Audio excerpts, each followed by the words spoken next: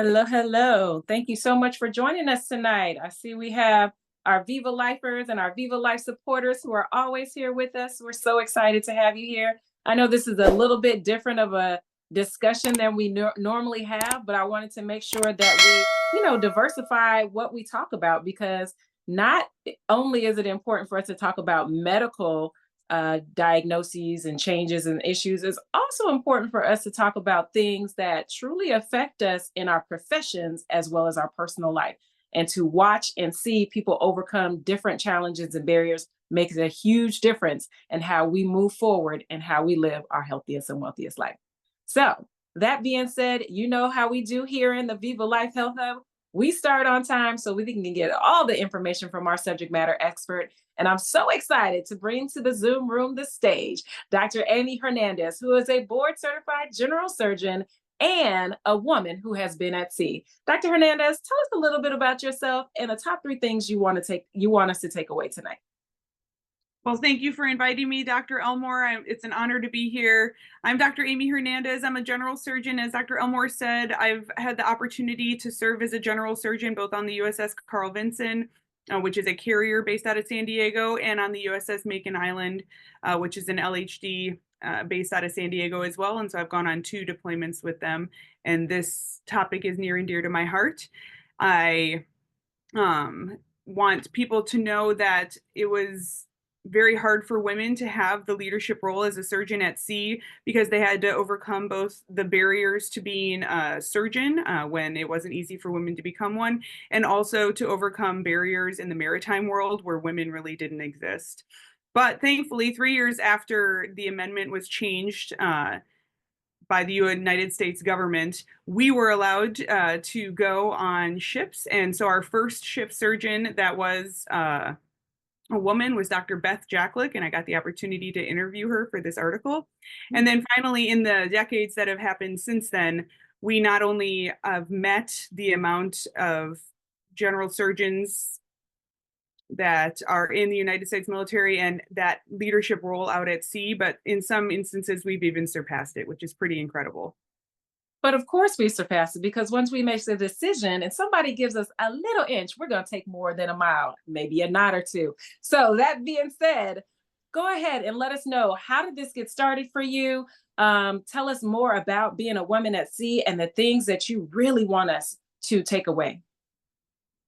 Well, being a woman at sea for me is a little different than it was way back when. The article that I wrote in the Journal of the American College of Surgeons talked about women starting in the 1700s all the way up through the present, giving the history, and then we got to interview the first one, Dr. Beth Jacklick, and then finally we, for the first time, looked at the statistics of female surgery graduates and how many people are filling maritime surgery billets, because that has drastically changed in the past 20 years. And all of those things were new. No one had done any of those things before. There's a lot about the history of women. There's a lot about the history of women surgeons. There's a lot about the history of women at sea, but not really women surgeons at sea and all of those things coming together. So I was interested mostly because I am one. And I wanted to know more about where I came from. And Dr. Matthew Tadlock, who is my co-author in this paper, he encouraged me to look deeper into it and really provided me with a lot of the guide and foundation to get this article published.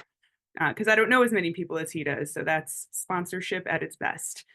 Absolutely. And that's what's so important because, as we know, in order to change policy, in order to get anything to happen, there has to be mentorship, advocacy, and sponsorship. That being said, you also have to have allies. So, Dr. Tadlock, he and I actually went to internship together. So, I've known him for a very long time, and he's a Wow.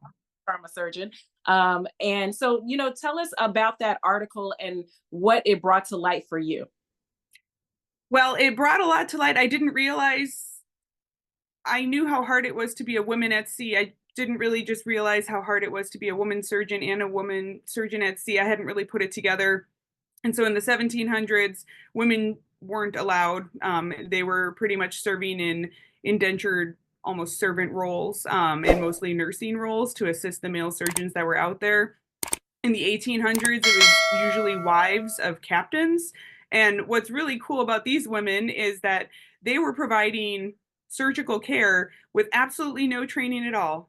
Pretty neat women. One of the women we highlighted, her husband was on a whaler, the Cicero, and she was known for having a parrot on her shoulder. And we have some of her diaries that we were able to look at. And I mean, she was taking care of injuries like a gaff hook to the foot, which is an injury that would intimidate me as a board certified general surgeon. And she was just doing it on her own. And everyone, it sounds like, really respected and admired her for it. That was my favorite era that we looked at. In the 1900s, women were in very small numbers going to medical school and graduating, but they really had to wait until there was no men available so that they could finally break into these leadership roles at sea. And then when they did, some of them, their ships were shelled and sunk, and there are records of them saving lives on lifeboats and stuff like that, which is pretty incredible, that these women are remembered through then. And then a lot has been told about women as they started to enter the military. And so Dr. Beth Jacklick, who was a general surgeon, the amendment turned over in 1993 to allow women on warfighting vessels. But it wasn't until 1997 that Dr. Jacklick was the first surgeon to go out. And she was actually first in a different way. She was also the first woman to serve with the United States Marine Corps. So she was the first general medical officer as well. And she actually said that that time was more remarkable than her ship time, and that she was a novelty on the ship, but she didn't feel like she had to fight as many barriers as she had to when she was the first woman to serve as a medical officer with the United States Marine Corps, which I thought was interesting. And that is interesting, especially in the times that we are in right now. So let's talk about, like, what are some of the barriers she told you that she had to fight, being associated with the Marine Corps? And like we said, this is, let me just put this out here now. We're representing ourselves, but this is actual research and an article that Dr. Amy Hernandez has researched. So this is from people that she's interviewed, experiences. So we are not for or against anyone. We're just here to share information that we found through research. So Dr. Hernandez, tell us about some of those challenges and barriers that she felt that she experienced. Some of the barriers she felt she experienced were that she felt she had to be invisible. And so that concept has been described several times in a lot of the literature, especially as we talk more about women in the workplace, feeling like you can't be loud. You just need to be getting your work done, but not raising a fuss. And that was one of the big ones, that she just needed to get her work done and that nothing else mattered. On the ship, she experienced a lot of the same barriers, which I thought was interesting. The way she described her time and her barriers, you could have just inserted me in there, that it's difficult to be a surgeon on the ship, and that does seem to be specific to gender. It is also difficult to be a woman on the ship, but the specific ways that it is difficult doesn't necessarily impact your ability to be a surgeon. And sometimes that is leadership dependent. I've been blessed to have leadership that I have always been able to communicate freely with, and it sounded like she did as well. So she's able to take good care of her patients, and I was able to take good care of my patients as well. But there is lack of technology and lack of resources and lack of supplies and all of the things that when you graduate from a general surgery residency, you come from big hospitals that have every accessible instrument and team and resource in the world. And then many times we go out to a ship in the middle of the ocean, what we call blue water, where you're too far away from land to be able to get a patient there. And it's just you to do everything. I jokingly would talk with members of the crew that at home, I'm a surgeon from here and then down to like my pelvis. But on the ship, I'm a surgeon from the top of your head to the bottom of your toes. Absolutely, absolutely. And you know, it's so funny. I remember in training, and I'm sure you heard this as well. You know, we're sitting there, we're presenting a case. We're at a tertiary center, which means you have every specialist, every doctor, every type of nurse. Everybody has experience in every single thing. And they're like, "So you have none of those people. Now what?" And you're Yeah. sitting like, "Oh, don't say that. That's not true." Until you deploy or you go out on the ship or you're, you know, doing a humanitarian effort or even, we're talking to people that may not be in the military. Even when you go out for your first position, your first job, you coming from a college that you have every professor available, but now you're out there by yourself. So how do you take on that MacGyverism type experience without compromising the quality of care? Well, that's a great question. One of the things I also talk about that it just so happens I also worked on it with Dr. Tadlock is we published a book called Expeditionary Surgery at Sea, A Practical Approach, which I have loaned out my copy, but it's the first of its kind. It's a 750-page textbook it's written by every member of the maritime surgical team. A lot of times textbooks like that are written by just surgeons. And so this is written by surgical technologists and laboratory technologists and radiology technologists and critical care nurses and peri-op nurses and certified registered nurse anesthetists and anesthesiologists and surgeons of all different professions, so that the experience from all these different people is in there, because it's written by this maritime surgical team for the maritime surgical team, so that you can be more prepared. It's not that you're not going to have challenges, because you will, but that you be more prepared for all of those challenges that will inevitably come, and work together as a team. Because I think one of the strengths of all people, but in particular women, is the emphasis on a team-based approach. And so that was kind of my love letter to all of Navy surgery, and my turnover document for every single person that will ever go out. I love it. So did you publish this book widely, or is it just one of those things? And okay, so say the name of it again, and then my assistant will look it up and she'll post it in the chat, because we want to make sure that we get a signed copy from Dr. Hernandez. Oh, I would love that. It's Expeditionary Surgery at Sea, a maritime or a practical approach. If I step out for a second, I loaned it to my office mate.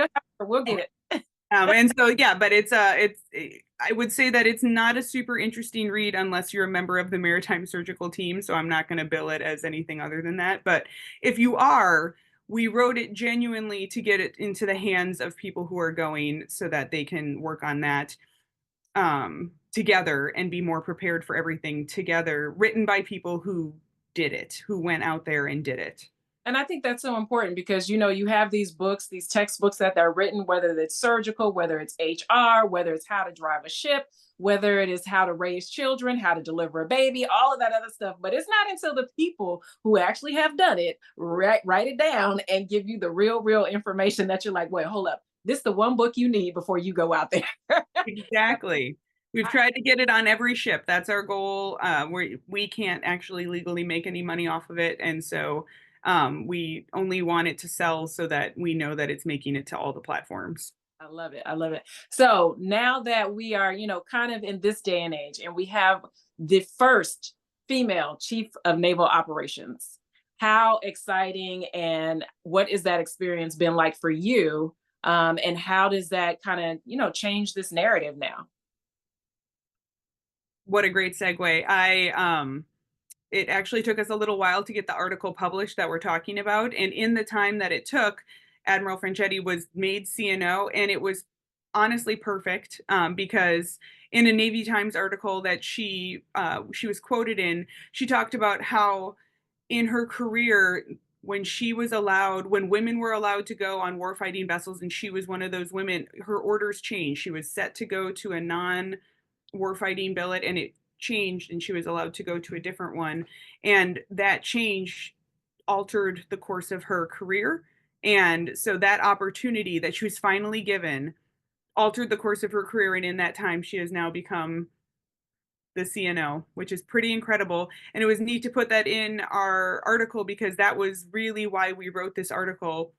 It was to talk about the amazing women who came before us, who paved the way, because without them, we wouldn't be where we are today. All those women who fought so hard and so long against insurmountable barriers that I, quite frankly, don't have to deal with, fought so that women like me still have to fight different kinds of barriers, and I'm hoping to open up doors for women that come behind me so that they don't have to do that. But in that time, in those few decades, we went from no representation at all to completely being represented and having these opportunities to have leadership roles on ships, and that's pretty incredible. And it's because that door was opened, because we were still there before, we just weren't allowed.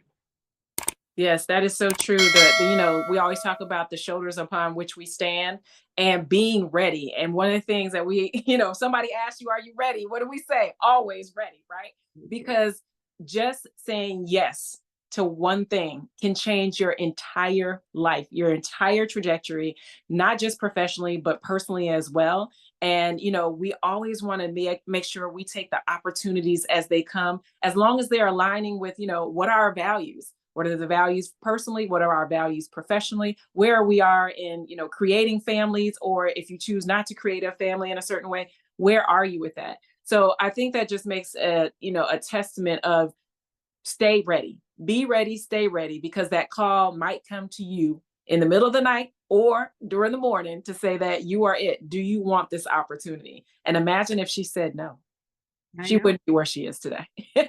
And neither would many of us that are here on the Zoom. So that being said, I do want to allow our guests to start putting in the chat or raising their hand if they have questions that they want to ask you. There's a couple of things that I heard you say. So guest members, Viva Lifers guests, go ahead and start getting your questions ready and start putting those in the chat or raise your hand. There's a couple of things that you said during this that I think stuck definitely with me.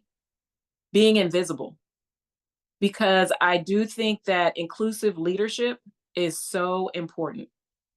So when we talk about being invisible, especially for women or minorities, people of color, sometimes people say to me, like, I just don't feel like anybody sees me. I feel like I walk down the hall and I'm not there. Can you tell us about how you've created an environment of inclusion rather than exclusion? I have tried very hard to do that. I occasionally felt that way, and I also, in many ways, did not, and had many people who were looking out for me of both genders. But I started the Women in Surgery lectureship and dinners, which is regional-ish. I used to be stationed up at Camp Pendleton, which is north of San Diego, and so, but I still had my ties to San Diego. So I would just include all the women surgeons from Pendleton and the ones that I knew from the departments that rotated with us general surgeons at Balboa, and that's just continued to grow. And we've been able to invite some women that I have truly fangirled over to come and speak.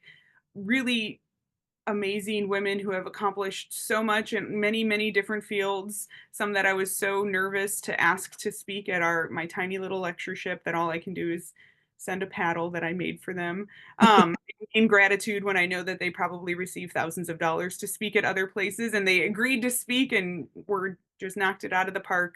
And always trying to reach out to women, especially in our program. And I was the second woman to have a baby in our program, and it's always hard to be the first. And I'm really happy that I'm no longer the first. There's so many babies. But reaching out to especially those early ones and trying to make sure that they felt seen and heard at a time that I didn't necessarily feel that way.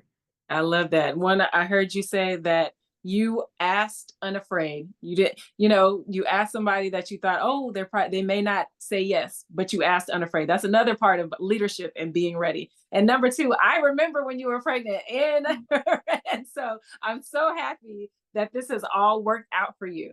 Let's see. It looks like we have a comment, and see if I can get to it. Let's see, from PC, I was a GMO 2005 to 7, and we completed 2 deployments during that time.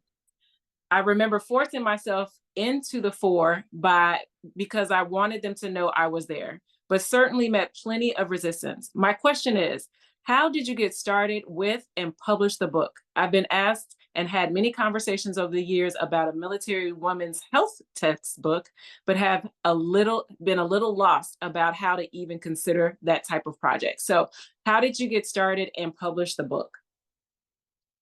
That is a great question. And I once again refer to my publication sponsor, Captain Matt Tadlock.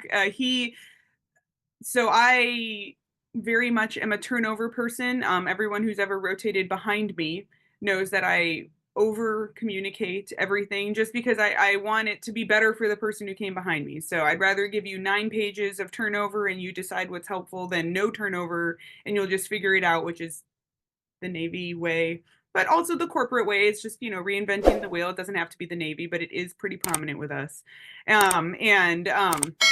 So I would always do that. And so then I went on my first ship and I was so frustrated because I had just graduated residency. I had a 14-month baby. My spouse was active duty at the time and he was gearing up for his own deployment. My childcare provider had never been home alone. And I was exhausted just trying to figure out like what to expect on the ship, even though I had spent all of my residency getting asked those questions, you're all alone, you don't have this instrument, what are you going to do? But more what to expect on a ship and what to pack and what to do, all this stuff. So I wrote a huge 10-page turnover from that, not to turn over to anyone that was taking over from me. The person who took over from me, I took over from. He didn't need my help.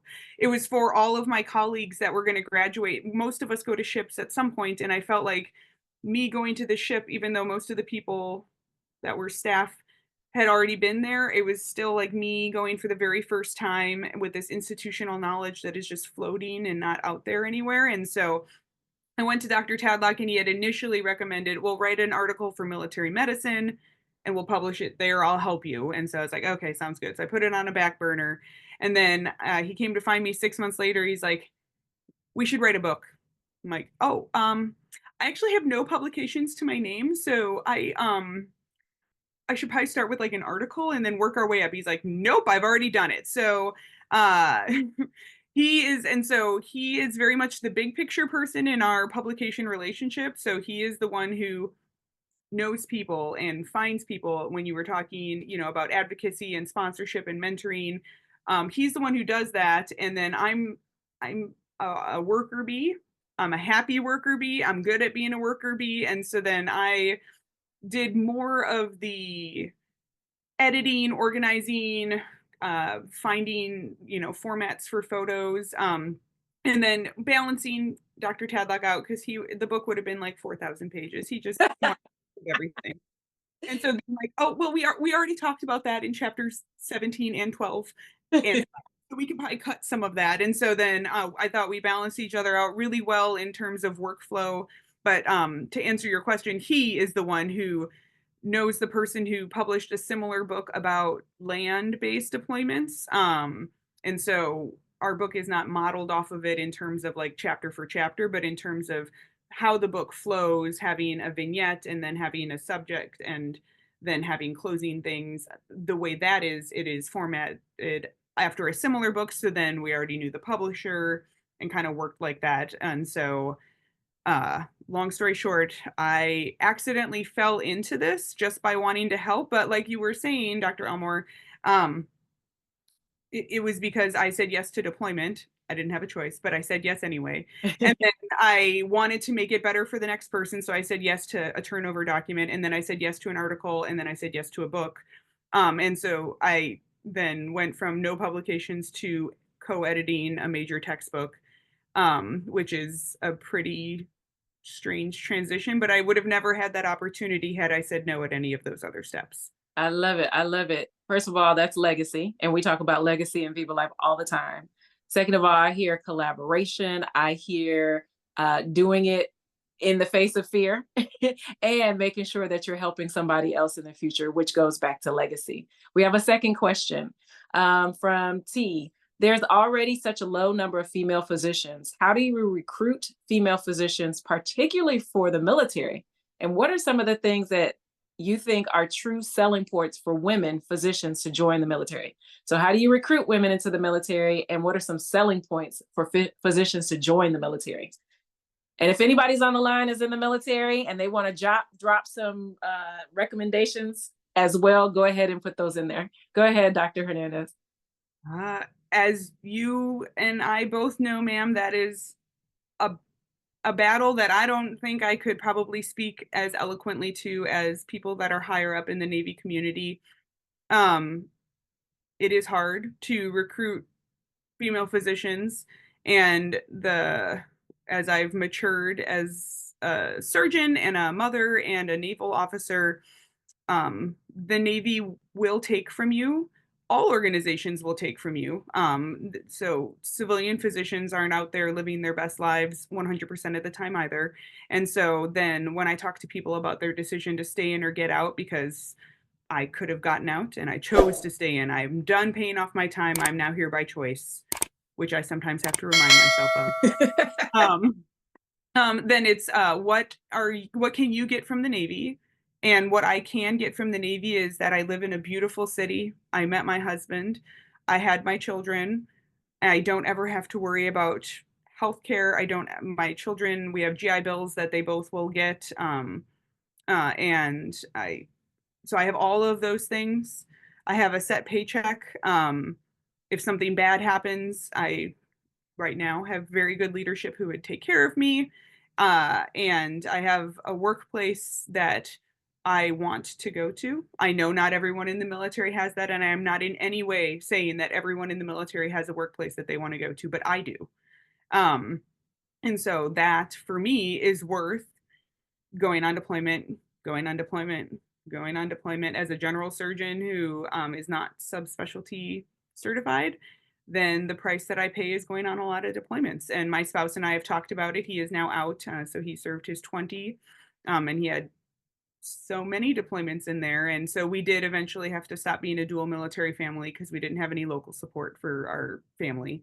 And that was getting hard on us after we had children. And so he chose to get out. I chose to stay in. We could have obviously made a different choice, and he could have chosen to stay in, and I could have chosen to get out. And it was just because at that point, both of us staying in, it was not paying off. The military was not giving us enough to make up for how much it was taking. But right now, that's the decision that we made. And that's what I would say to all surgeons. It just seems that the burden of bearing the children, if you choose to bear them and are able to, and then raising the children and many other things, as I'm sure you talk about on your webinars, fall on women sometimes more than men. And so then that can make that decision harder to stay. And that is very unique to each person. A very long-winded, non-specific, vague answer that doesn't address recruiting. I don't think that I'd be the best person to say that.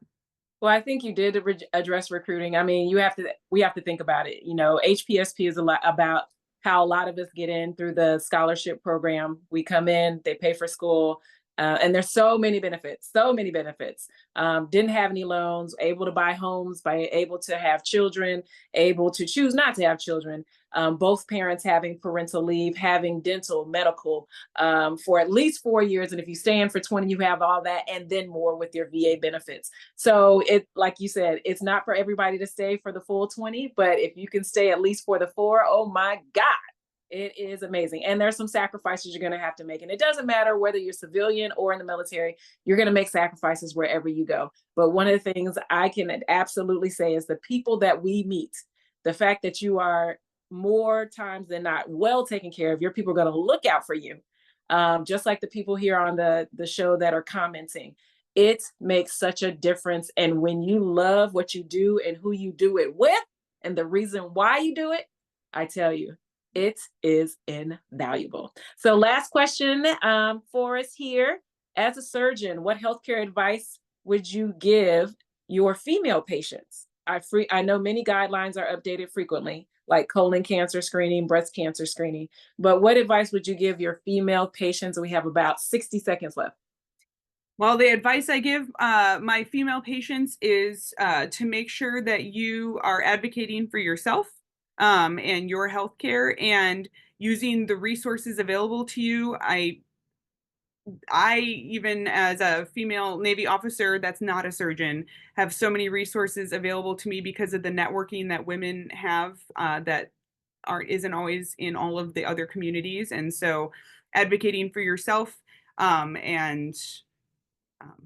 I wouldn't say find a female provider because that wouldn't be fair because there are plenty of excellent male providers that can provide excellent medical care.